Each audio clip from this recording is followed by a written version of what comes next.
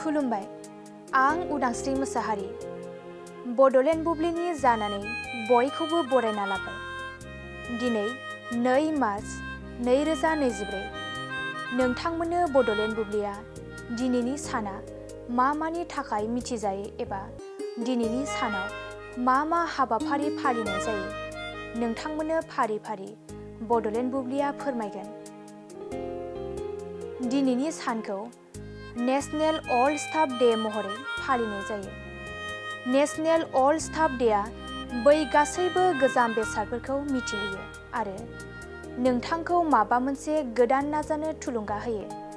नंगौ, गासैबो गोजाम मुवाफोर नङाबाबो माखासे बेसादफोर जानो हागौ।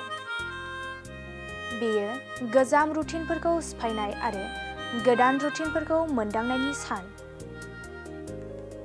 आरो दिनैनि सानावनो भारतनि बारग' गाहाय मन्थ्रि जवाहरलाल नेहरू बिथाङा नेमखान्थि बायदियै सिन्ड्रि कारखानानि एम'नियाम सल्फेटखौ बेखेवदोंमोन, जाय गिबिसिन सोरखारजों सामलायजानाय कम्पानि।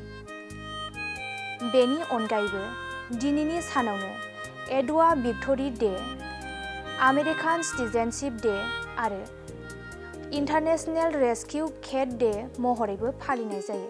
नोंथांमोननो बड'लेण्ड बुब्लिया दिनैनि सानाव मा हाबाफारिजों मिथिजायो आरो मा हाबाफारिखौ फालिनाय जायो फोरमायबाय।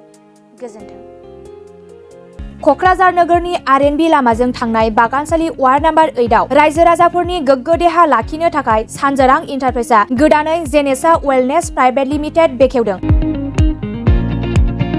बे सानजोरां इन्टारप्राइज आयुर्वेदिक गलायाव मानसिनाव जानाय गेदेर बेरामनि मुलिफोरखौ मोननो हागोन। किडनिकआव अन्थाइ जानाय, आथिं आखाइ जरा जरा सानाय, लिभार गाज्रि जालांनाय, मोदोमनि माननाय आरो बेनि अनगायैबो बायदि गेदेर बेरामफोरनि मुलिफोरखौ बे सानजोरां इन्टारप्राइजआव लांफैनो हागोन।